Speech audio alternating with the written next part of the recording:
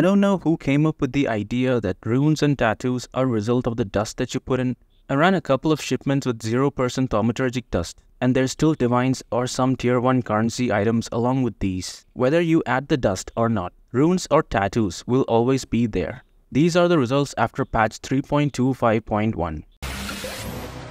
The only difference from my previous shipment guide is the fact that now thaumaturgic dust should only be scaled based on the quantity of resources that you send.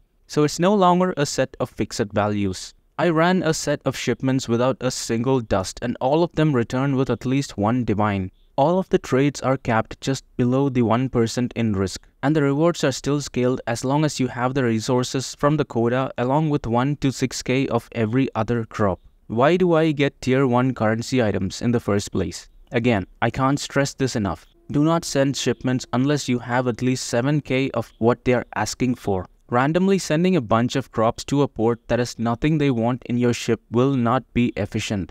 And if the quota contains crops, you basically send as much of it, say like 30k of it. 2 of these shipments had 30k of wheat and corn. The problem is to fulfill the minerals as they don't generate automatically like farms. The item rewards from them are sometimes worth it when you hit a set of tier 1 mods on the right pace. But we're not interested in the mines. We want currency items. Fulfilling them has to be done manually with gameplay. That's why I get in the maps and quickly get out after interacting with the league mechanic. This helps me to reroll the quotas as fast as possible to get the next set of quotas for crops. I wish this was automatically rerolled every day. Somebody asked in the comments, why send bars instead of the ores? The bars have 3 times more value in fulfillment compared to ores, which means it's much faster to reroll the quotas by sending bars. Now, does all of this alone scale with thaumaturgic dust?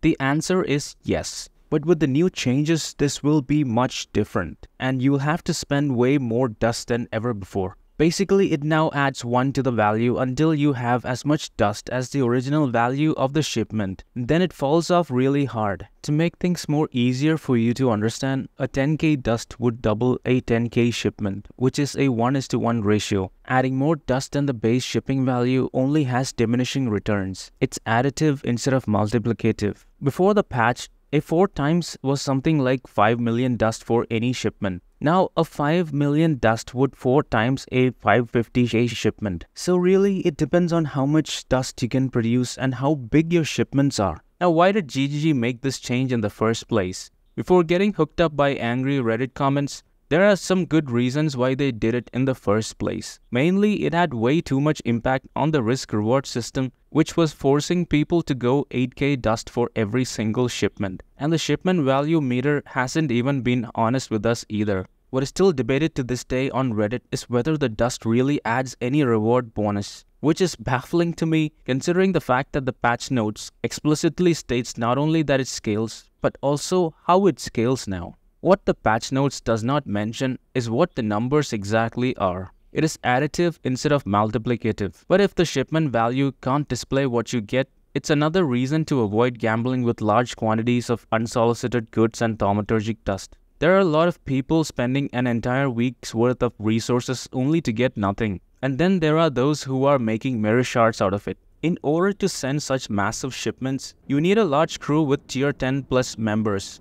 Ever since the patch update from GGG, my crew has also grown and gotten better, which helps me to send tons and tons of crops along with the quota for the destinations. The rewards are always consistent for me and I don't send 50 million worth of shipments a week like you see on Reddit. The problem with comparing the best results from these screenshots is the fact that these shipments are technically a huge gamble. It takes more than a week to produce crops like this. Unless you're getting mirror shards, there is no profit to take 1 week per shipment. Another reason to send smaller shipments with a medium crew frequently is because you get the boss encounters more often. Not only do they drop tons of gold, they also drop power runes, which are skyrocketing in price now. Well, if smaller shipments are better, then why not send extremely small ones like 10 to 100 of each? This is what you get out of currency items if you send extremely small shipments. You can send a bit of verisium and thaumaturgic dust to Ribbonfell and come back with a few good scarabs. But the crops don't work that way.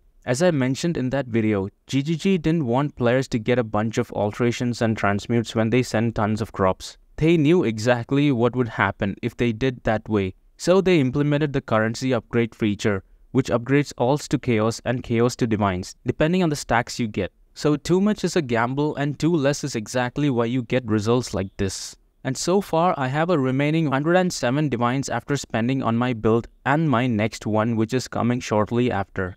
Is Wildwood great for gold farming with Alkan Go? The answer is partially yes, but it depends on how much the values are. Blue Life Force is pretty trash now. If you were to scale purple and yellow like I did here and click on a couple of quantity rarity altars, you might get up to a 20k of gold in a map, where you usually get 8 to 12k. This is without scarabs we're talking about. The gold is quite valuable in many ways. Apart from the basic functioning of King's March, map runners are quite sustainable now, as long as I have all 6 tier 8 plus workers running my Alkt T16 maps. So far this hasn't been much profitable for me personally. Even if I make them run Shaper Guardian maps, I'd still miss out on those Maven invitations, which you can only get if you run them yourself. And Maven invitations can drop some valuable awakened gems apart from the Maven's writs. So that's it for the video. Don't forget to share and sub to the channel. And thank you for watching.